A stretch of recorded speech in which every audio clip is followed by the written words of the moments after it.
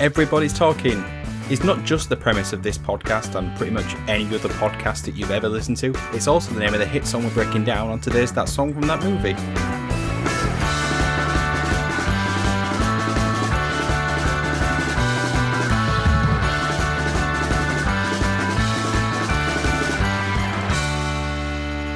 Hey! What's wrong Kid. with you? Oh wow, I really didn't know which ones you were going to go for there. I was going to get DW. Also good. Thank you for joining That Song from That Movie, the journey through the very best and worst of movie songs. I am your salami-stealing host, Dietrich, and joining us is the best-looking cowboy in the whole parade, Alex. Which parade is this? Just any? The best-looking cowboy parade. Oh, wow. Well done, Alex. You won the best-looking cowboy at the best-looking cowboy parade, Alex. Come on. I mean, that's an achievement. I've seen you with those rootin' tootin' boots on. Shh. We don't tell everybody about that. And completing the lineup is the man who probably hit the roof with excitement when he realised that song from that movie legend John Barry composed this movie. Ben. Oh, you've ruined one of my greatest facts.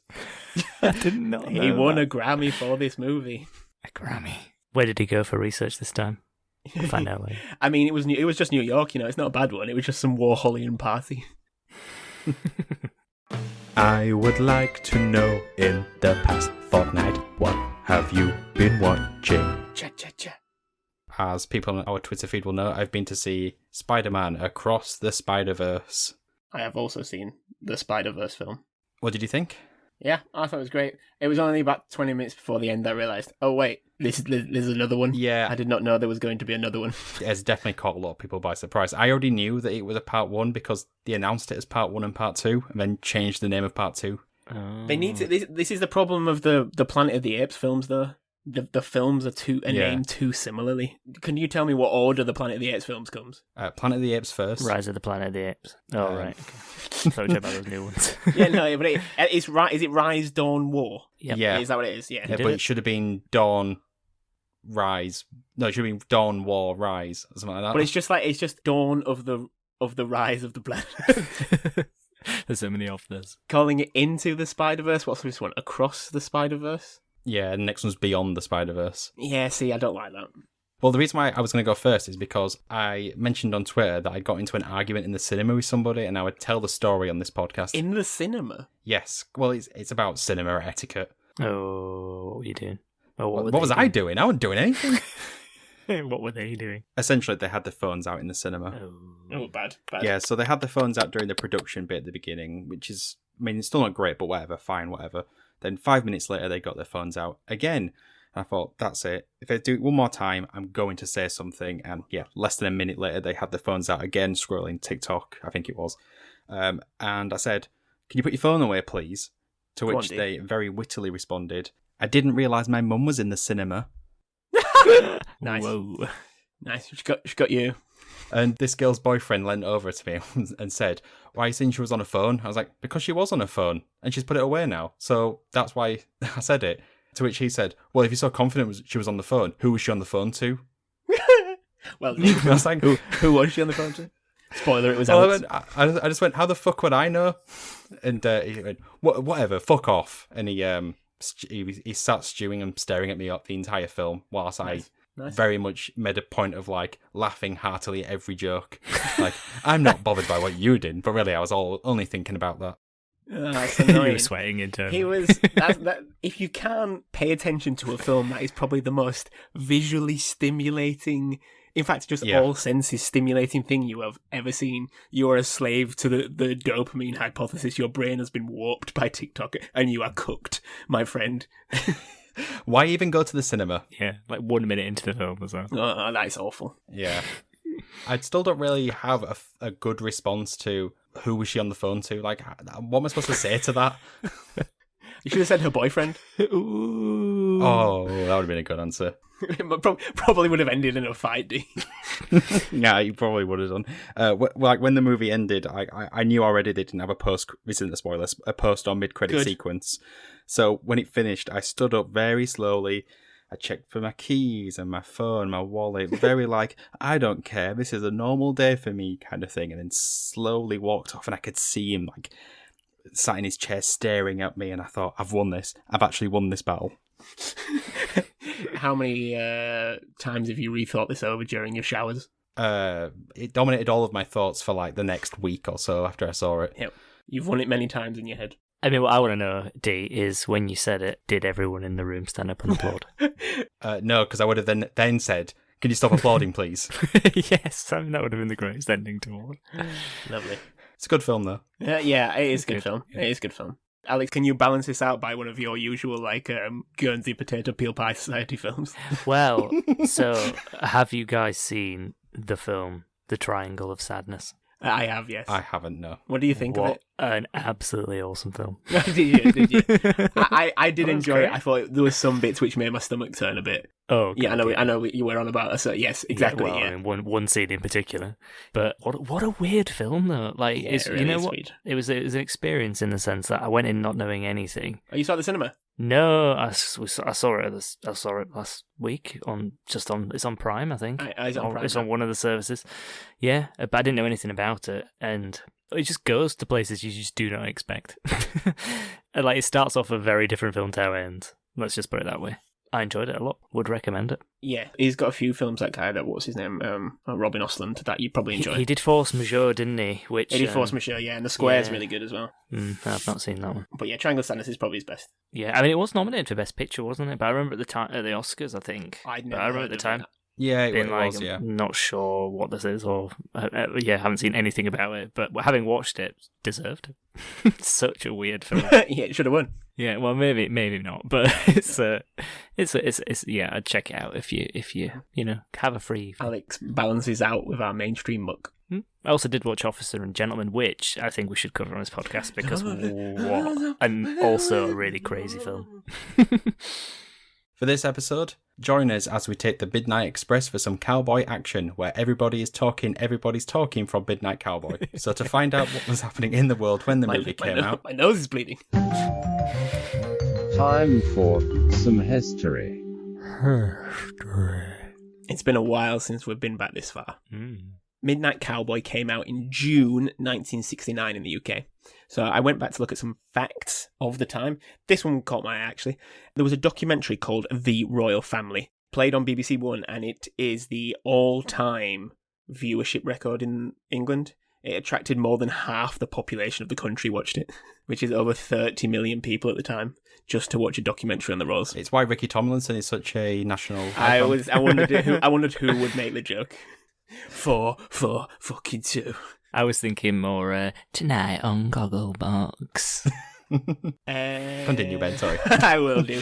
So also that ended the last episode of the original Star Trek season. Finished airing. Dee, do you know what the episode is? No. Best of One World. Close. I didn't know what it was. I was hoping you would say it. There was also a very, very famous actress died.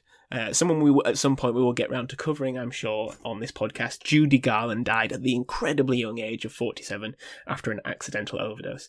There's probably quite a few films she performs in which we could cover. Obviously, the big one at some point we'll have to get round to is The Wizard of Oz. We did talk about it briefly. Have we done a Judy Garland? Well, we did Star is Born, didn't we? And I think it came up. Oh, right, yes. Because we talked about the other versions. True, she did come up. She did get a mention. Have you seen the Judy film? Yes. What did you think of it? I thought it was pretty naff. Yeah, I think... She was good. Renee Zellweger was good. Yeah, it came out around the same time as that film Stan and Ollie, which the Steve Coon film with John C. Reilly. And they were very similar. They had like a very similar storyline and vibe.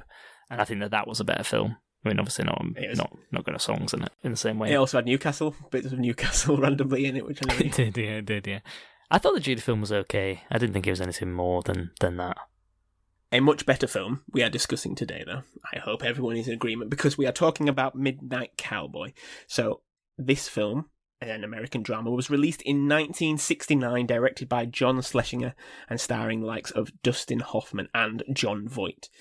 This one is based on the novel of the same name, in which the film focuses on Voight's Joe Buck, what a name, convinced of his irresistible appeal to women. He quits his job and heads from Texas to New York, thinking he can latch on to some rich dowager.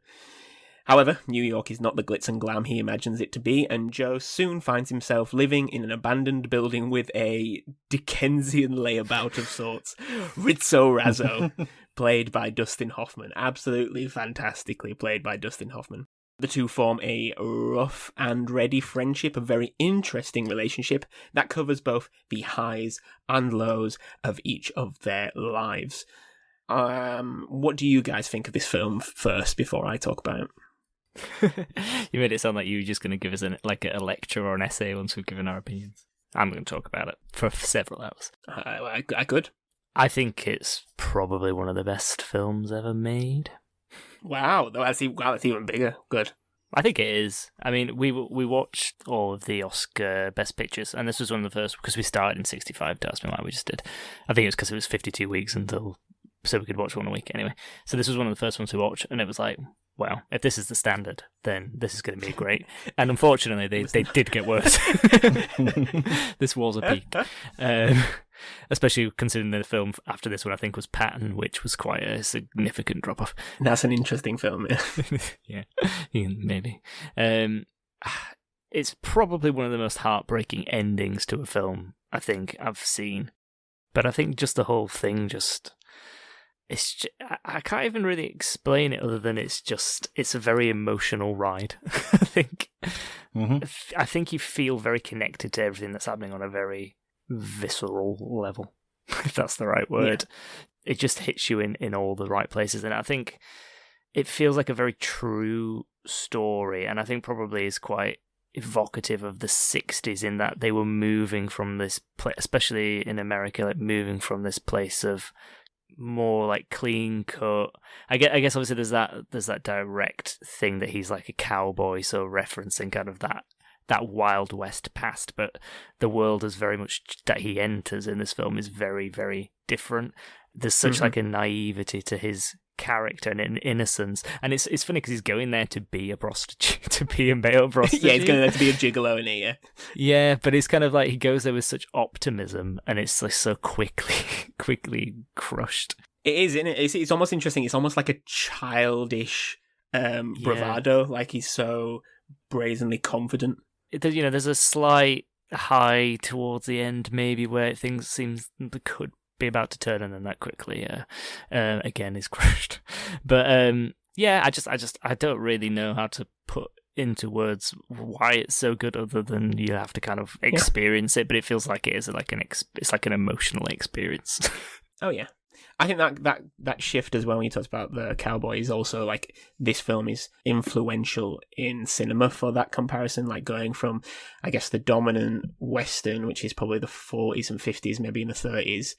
And then even like skipping film noir, which is kind of like even though it's often like grim and gloomy, it's still got like a sheen to it. Like everyone's cool and, calm, and everyone's talking with these fantastic one-liners. This is just grim. This is just gritty. Like, this is reality. This is like the 60s are in now. We've got all the films like that are quite eye-opening. Mean Street's coming out soon in the 70s. We've had things like Straw Dogs. Really like open, gritty movies, and this is a different side to that, more of a pulled back. There's no action, there's no like in your face, it's just letting things breathe, and like this is actually what New York is like. It's not the Times Square beauty that you see on TV. Like Times Square in this film looks absolutely hideous. It's funny, like the cinematic representation of New York, because I think you have this film and you have French Connection, which I think is a few years later, which very kind of similar, like gritty vibe. But then you kind of have Annie Hall, which I think is late 70s. Yeah, I think it's a bit further on. Which sort of changes that view of New York to be... It's like an ode to New York, that is. Yeah, and you get that kind of shift in how it's portrayed probably from that point onwards. Yeah, probably. Whereas, they really drill down on like the griminess, the sleaze of it in this. Yes, it feels very dirty. Yeah, it feels very dirty. I mean, Dickensian London, it feels like a neo-Dickensian kind of place. Rizzo Razzo is the Fagin. Dee, you've just seen this for the first time recently. What do you think? Yeah, I think my initial thought as the credits roll of this movie is that it goes into that special category of movies called, that was amazing, but I'm probably never going to watch that again. Oh, yeah. The kind of film, I put my example here as 12 Years a Slave, where it's like, I don't think I can emotionally go through that film again. Moonlight. Oh, yeah. There's a whole category of those films, isn't it? Yeah. It was very interesting what was happening, story-wise and technically, but the output is just so bleak. I never felt comfortable watching the movie, but I felt compelled to keep watching, if you know what I mean. Yeah. Like I was shocked to find out that this movie came out in the 60s because the subject matter and the way it's shot and the way it's edited feels like with its random cuts and zooms and like bits with like gradients and stuff like that. It almost feels like it's from that 80s new wave of directors. Yeah. But yeah, it's just so interesting to look at. But at the same time, always felt uneasy. Yeah, this film is ahead of its time in so many ways. Like the framing of shots would feel off, or you'd have like a steady, for lack of a better term, movie-like section. Yeah. Then suddenly the camera's wobbling like I'm walking down the street right next to them, right there in that dank, dirty New York street, right in the scene. It simply just never let me settle for more than 30 seconds. Yeah. I mean, it added to an overall sense of trepidation and intrigue. For the movie, which I really hope was by design, because if not, I've just waffled on about something which was only a happy accident for the director. I think there's everything. John Schlesinger, in his autobiography, he was one of those directors who said that everything, all the mood, all the emotion that you wanting to connote should come across before even anyone's spoken. Like the screenplay is not as important as the setup. Yeah, the sense of trepidation in this film is palpable. Yes. And like that he's big, like the amount of times that Joe Buck's looking in the mirror and that like it's reflecting back on himself. So like sometimes he's, he's doing his hair, admiring himself. Sometimes it's the questioning, look what you've just done, after he's beaten someone up or had an intimate relationship which he didn't feel quite comfortable with. And it's constantly the reassessing himself of who am I just, and there's no words. It's sometimes him just staring at the camera through the mirror, and that's incredibly clever. Yeah, and I think that sort of looking into the mirror stuff as well also creates that element of I don't know if what I'm seeing is actually what happened or just how Joe is seeing it. It reminds me a bit of like American Psycho, where you don't really know which scenes are the real scenes and which scenes are the ideological nicer ones in character Bateman's head. Yeah, but the film Brazil, if you've seen Brazil, does it a lot as well. Of the like looking in through reflections and not knowing what's true in reality. So it looks like someone's just looking in a mirror, but you don't know if that's a reflection back at themselves or it's like because it's at a slight angle, they're looking at something else. But yeah, exactly. you could dissect this film forever. The acting performances are absolutely fantastic. Jon Voight is a slab of a man, but he is fantastic in this. He didn't win an Oscar for this, but he went on to win an Oscar later. I think Dustin Hoffman was nominated, but he has his own Oscars. I think he's such a fantastic actor, Dustin Hoffman. I think it's probably watered down because he hasn't done loads in the past 20 years, probably, that are of merit. But God, he made a lot of great films. And actually, I think he took a huge risk making this film. Like, he'd just done The Graduate, was like the darling of Hollywood, and everyone was telling him, don't do this film. It's like, it's grim, it's career suicide, and he actively campaigned to be put in the film, which I think is great. He's a great representation of Dustin Hoffman, of what he wanted to put across. Definitely. So the biggest fact of this film, and the most famous, well-known fact, is that this is the first and only ever X-rated movie to win an Oscar, which at the time, a X-rating film was mostly reserved for pornographic films. Now, there are a lot of sexual scenes in the film. There are a lot of sexual narratives. The discussion between the Warholian party, which involves a lot of, the modern day equivalents of people from the LGBTQ community, which when we say the film is far ahead of its time. And actually, this film was really seminal in shifting or making a new rating, making what is now known as the R rating. So this film came out in 1969. In 1971, the R rating came out. So, and apparently the response to this film was hugely influential in that, because a lot of movie theatres refused to show Midnight Cowboy for the impact it had, not just the Oscars like it was, a film that did very, very well, and we'll go on to talking about that when we talk about the music. It was hugely impactful, and I don't know what you guys think, but because it doesn't really happen nowadays, but that, when you ban something, it becomes more popular. Like The Exorcist, that was the fame of, don't go see this film, it's causing problems. But famous, is it the Mary Whitehouse effect? I don't know. I don't know. I wonder if that was what this is, because I guess a lot of people just saw the X rating, thought this is a pornographic movie, and just didn't show it. Yeah, it's weird because it wouldn't be X-rated now, would it? It wouldn't have anywhere near the rating that it has now. But interesting. I wonder what the rating is now. Yeah, it probably is an 18 in this country. I think it was an 18. Yeah. So interestingly, John Schlesinger, I think it was after Midnight Cowboy, he came out as being gay. So I think it was much later. So he was in his 60s by that time, but never felt like it was comfortable that he could.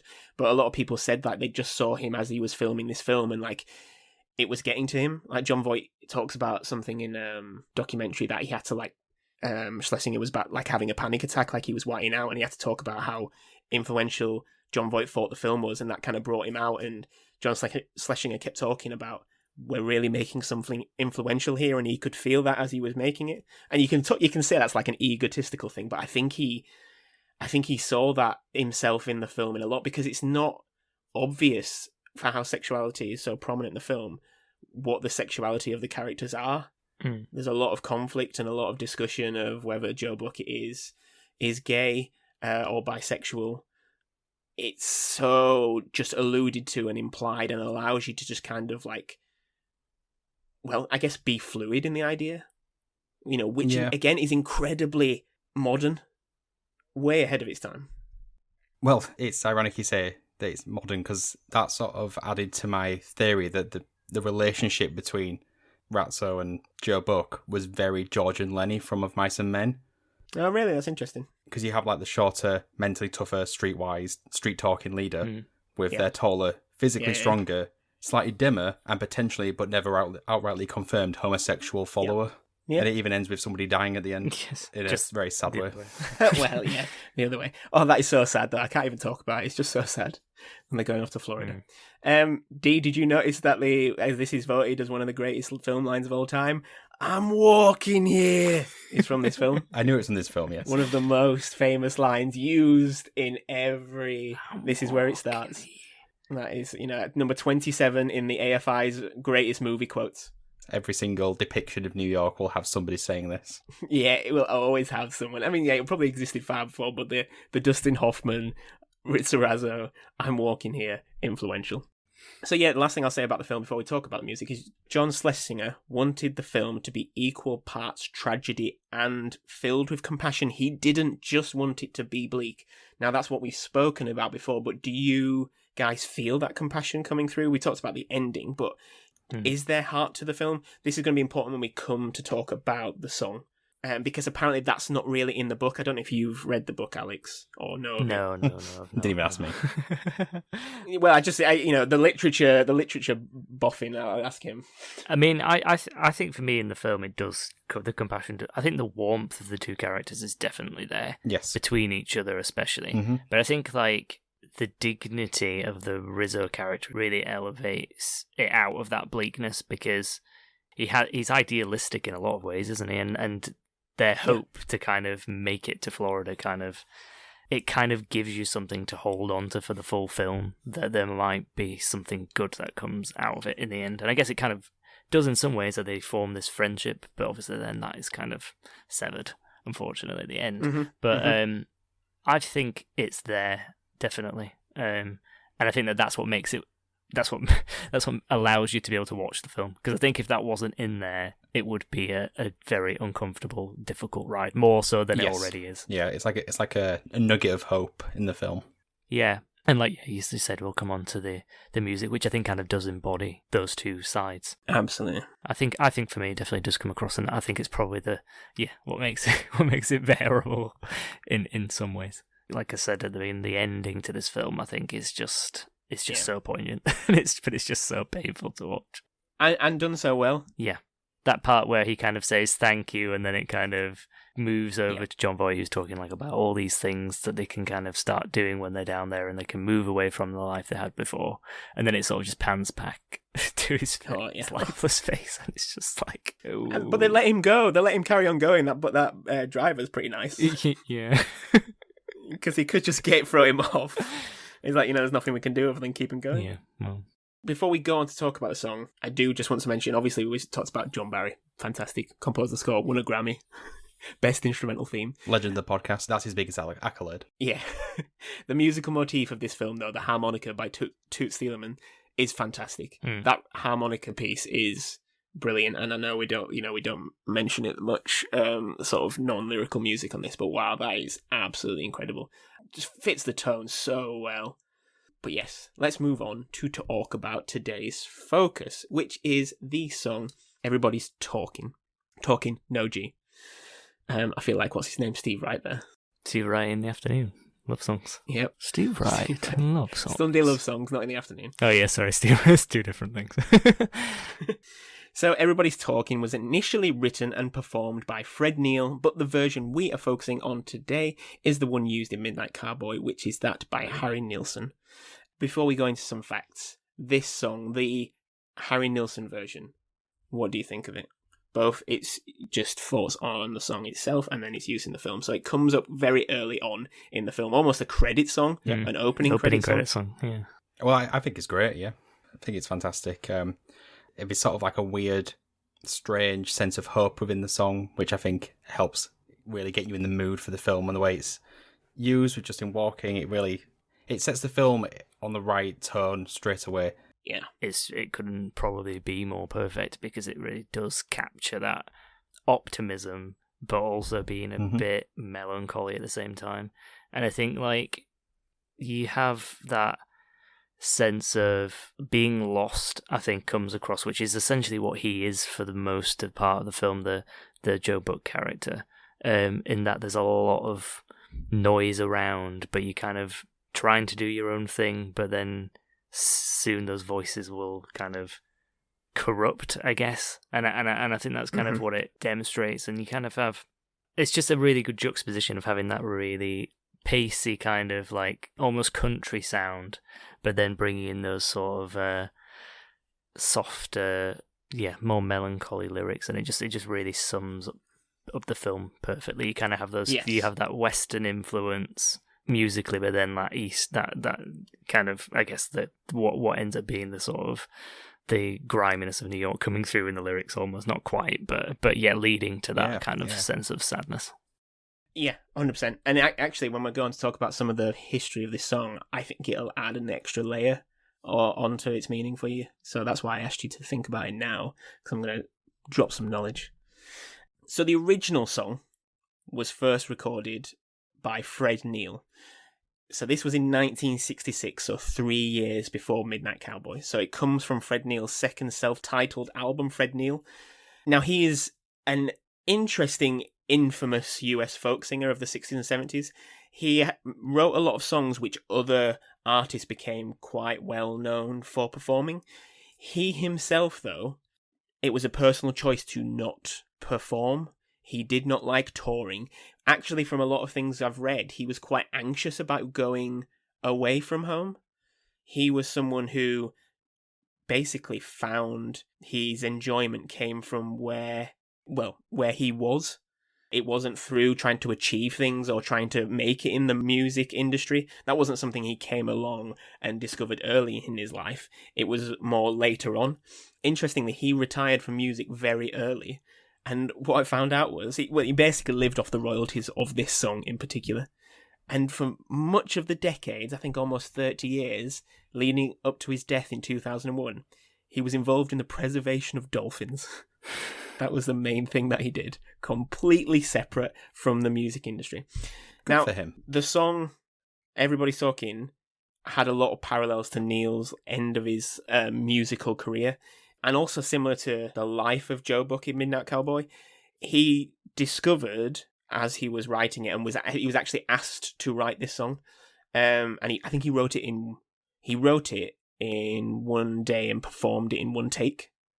So the version that I've given to you to perform is just one take, and that's it. And then the recording studio was in a different state, and he was feeling quite anxious, and he just wanted to get home, so he just rushed it and left.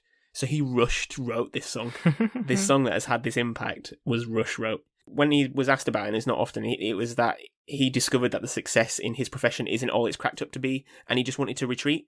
So actually, even though in Midnight Cowboy it's about how the song's used at the start of Joe Buck seeing his kind of homespun Texan life as, I just can't deal with this and I'm wanting to get to New York, that's where the happiness will come, the sailing on summer breeze, all the positive parts of the song.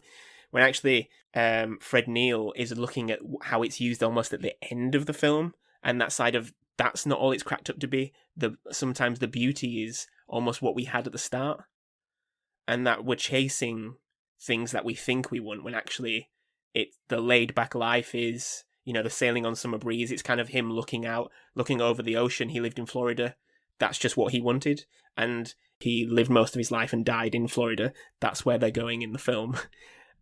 For me, that gives it this feeling of almost it fulfills the promise of the speaker in the song. It's rejecting fame to live your life in relative obscurity. Yeah, it was like a wistful feeling to it. Yeah, it's that Joe Buck is, he's gone through he was sold by the glitz and glam of the New York life. It wasn't what it's cracked up to be, and maybe the life that he had before is fine. And he was hoping to share it with someone else, but that wasn't always cracked up to be. I linked you the Fred Neil version. What do you think of that one, if you were able to listen to it? I mean, it's relative for people who haven't heard both versions. It's relatively similar. Relatively, yeah. Yeah, but I think it doesn't have the same optimism that's kind of put on it in the film version, because it lacks that sort of country vibe, I think, doesn't it? It lacks that sort of warmth in the music. It sounds more generally melancholy. That's interesting. I'd almost say it's too country because it's got that drawl into his voice. Well, maybe that's what it is. Yeah. I think Harry Nilsson. We're going to talk about Harry Nilsson. He brought a lot more contemporary skill to it. Yeah, maybe that's it. It's more like pop country versus like blues country, I suppose. Yeah. But it's equally good. I think I liked both versions a lot. But I can see why the version that's in the film is the version that's used, because it does feel more that there is more optimism in it. So there's a bit more. It brings the warmth to the film that they desperately needs in order to counterbalance the grimness. Yeah, the Fred Neil version wouldn't have worked, in my opinion. No. What do you think, Dee?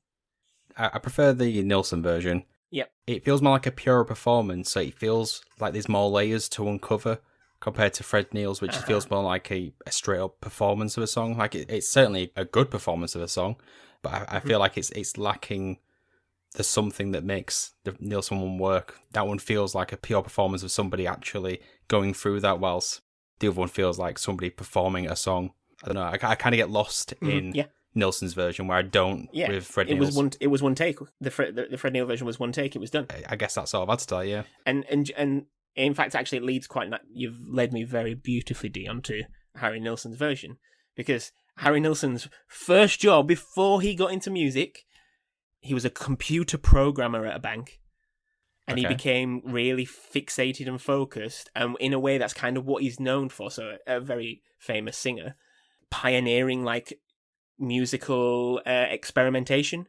So he was very, very prominent in one of the pioneers of the, vocal overdubbing, so layered vocals, things like this, which he uses in this song. The his multiple layers of the song, the stuff that the Fred Neil version doesn't have, and I think that's what you guys were alluding to. Like, it gives something extra. It's almost like he's pre-recorded it, then over-recorded it, then re-recorded it, and constantly like tinkering away at it and adding stuff to it, and that's one of the things that made Harry Nilsson famous. Not just his singing and songwriting capabilities, which have become very, very worshipped and well known. Yeah, I think that makes sense, because I think like the warmth maybe comes from the richness of the sound of the voice, because there is more layers on top of each other, rather than just that pure, just single take performance in the other version.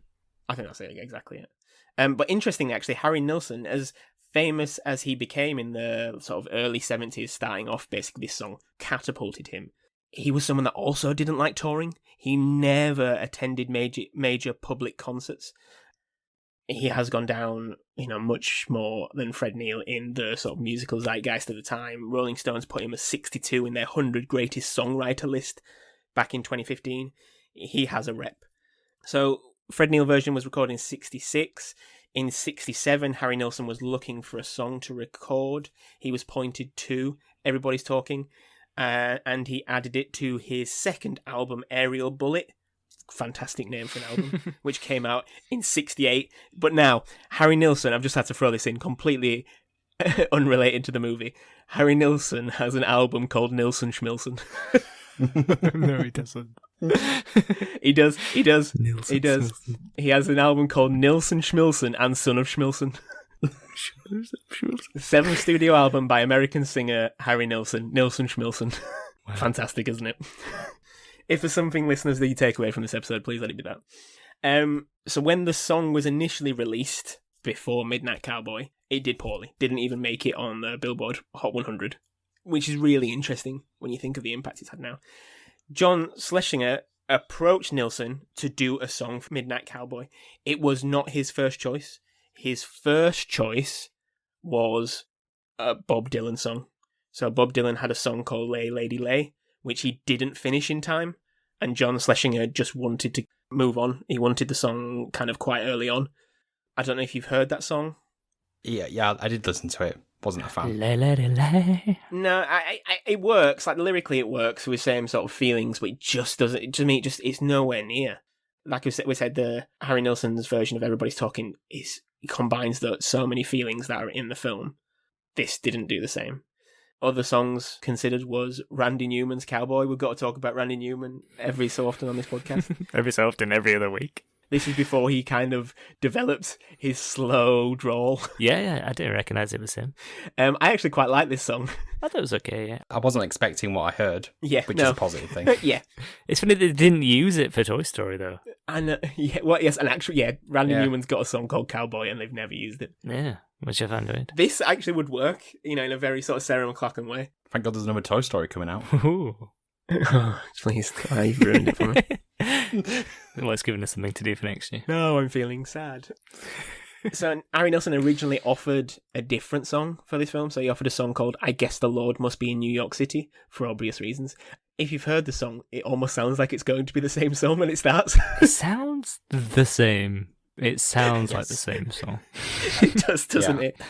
My first thought was it really could fit in the film, and then I had the realisation that it's pretty much the same song. It would fit because it does. It is. It's almost the same. But John Schlesinger actually asked for one of his earlier songs from his second album, which was Everybody's Talking.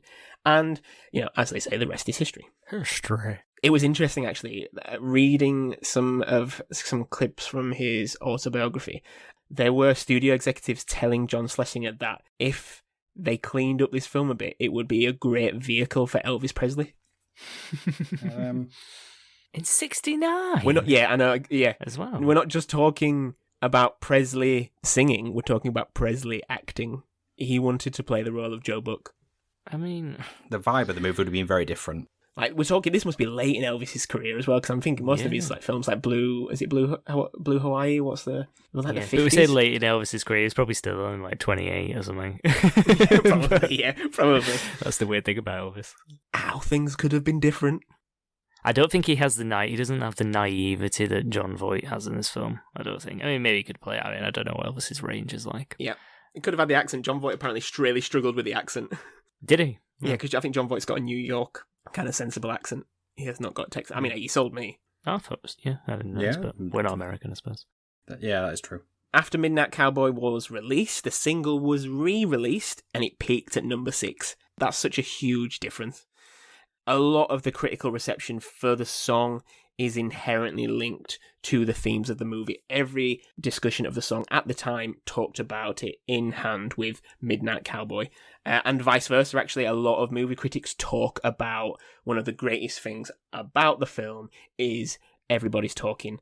I think William Mann, who did John Schlesinger's autobiography, said that one cannot imagine Midnight Cowboy without Everybody's Talking. And I was quite curious if you agree. It's going to make movie or song hard at the end of the episode. It is indeed. That's why we're building it up. Yeah. I mean, I guess we will come on to it at that point, but it is... Can you play this song? D, maybe thinking more about you, how aware of you were this song since you'd not seen the film? Oh, well, I was fully aware of the song. Yeah. I listened to a lot of smooth radio. This has been well established on this podcast.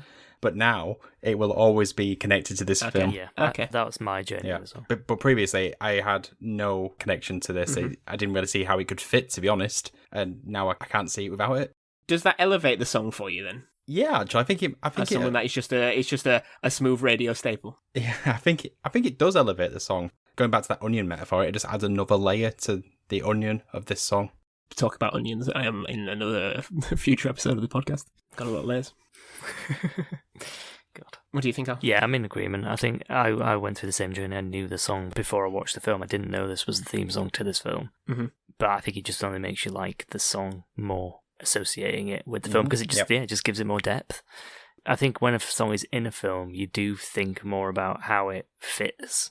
You maybe focus more on the lyrics than you would normally, because it's like you just hear the song like, it's a nice song, and maybe actually think, it's been used here for a reason. Why is that? And maybe it just gets you thinking about it differently. I don't know. I think it definitely adds depth to it. That's true. I mean, some people say that there's a few critics that say this is a staple of the classic rock era, that it's a great combination of, feelings of a bit of strange melancholy, beauty. AFI is on their list number 20, Midnight Cowboy does well, of the greatest movie songs of all time. That is not bad at all when you think of the catalogue of songs in what we're talking of 100 years of cinema. That is not bad. It is an absolutely stellar song. Top 5. Top 5 time. We have had a string of talking about various cowboys. We've got a Midnight Cowboy here. We've had Woody a few times in the past, 3 times. But I'm curious, who are cinema's greatest movie cowboys? Oh my God. Now, this might be hard because not most of these, but many of these are old. But I've combined various lists from the internet, and I will definitely say that there is a recency bias in some of these films, and we're also stretching it at times. Number 6 so we're just outside the list, is a ridiculous stretch, and I'm interested if any of you get it. So come on, give me the top 5. I'm not even sure I'm going to be able to name the Cowboys.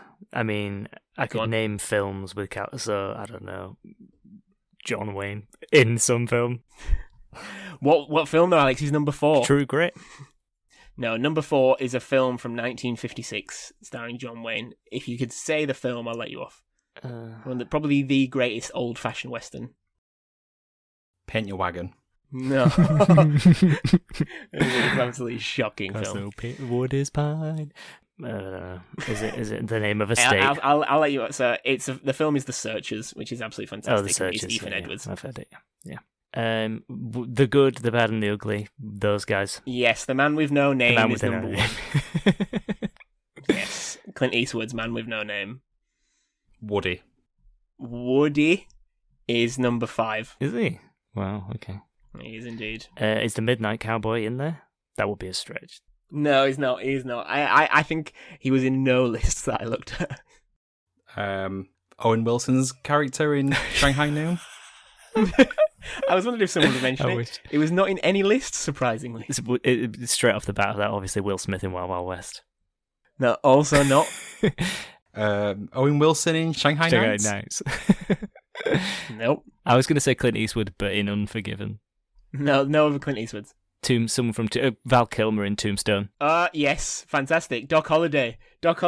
Butch Cassidy, Sundance Kid. But not Butch Cassidy, no. No. They're not in it? No. It was in the top 10s, but no. God. So you got 3 so far. 2 more.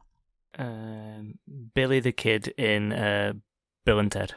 No. Oh wait, you've got 4, sorry. You only need one more. Number 2. Oh.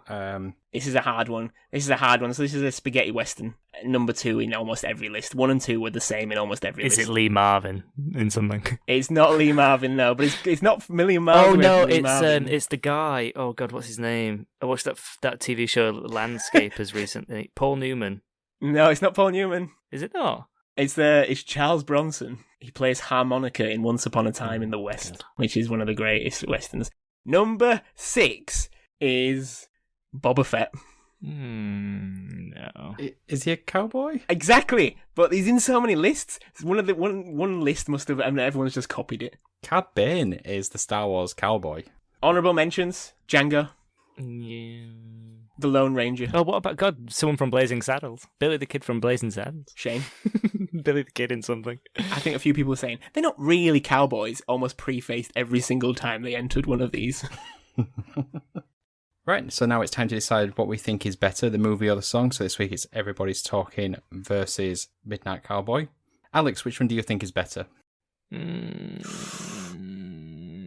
don't know if I can decide. When was the last time we had a movie or song that was difficult? Good question. It generally swings movie way, but when it's been sung, it's been a huge song shift. Yeah, I think it's happened before, hasn't it? But I feel like I don't want to decide on this one. I feel like it should be a deadlock because I always lean towards film because I think like it gives the song the prominence that it maybe didn't have before, which like we've already spoken about. When I like both, that's usually the way I lean, but I don't really want to in this case because I think that the song heightens the film as well. They both prop each other up significantly, and because of that, they're both elevated. So I think I'm not going to decide. Just the exact same reasoning, like, it's like you've used, I will pick Midnight Cowboy. I think this song is absolutely fantastic, but I think it is elevated by the film. And it was literally elevated because it did nothing commercially and then did very, very well. I'm following Ben here. It's such a historic film as well. It's such a, like, even narrative, interpersonal, what you're seeing on screen, it is a staple of, like, cinema, like, history. You know, the X-rated, the kind of shift that it resembled of the changing of the tides from movies from probably the 50s to, like you were saying, you know, the Brat Pack, the new directors coming in. No other film like this is from the 60s is like this. Couldn't have put it better myself. Insert someone in the Twitter comments telling me a list of films from the 60s that are exactly like this. Yep. Yeah, probably. Oh, yeah. Thanks, Twitter. So that brings to an end another episode of That Song from That Movie. Let us know which one you think is better, the movie or the song, on social media. So Twitter, Instagram, and Hive. Alex, what is our social media handle? TSFTMPod. Thank you. So you can also help the podcast by sharing this on a random subreddit. But Ben, what random subreddit should they share it on this week? The Mandalorian. Mm-hmm. Makes sense. So you can also help the podcast by signing up to our Patreon, which now actually has an actual thing to unlock. Yeah. It's taken a while. You can buy our merch, tell your friends, or leave a 5-star review wherever you listen to your podcasts. All the links are in the show's notes. So all that's left now is do some goodbyes. So it's goodbye from myself, goodbye, and goodbye from Alex. Bring me Peter Pan. And goodbye from Ben. Nilsson Schmilson. So goodbye, everybody. Bye. Bye. I'll try, Mr. Harper. I thought about going for 10 minutes to water.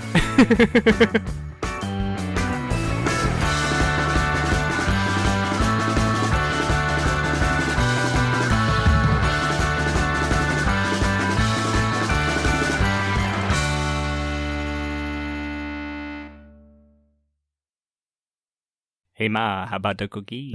No dice. No dice. No dice. This ain't over.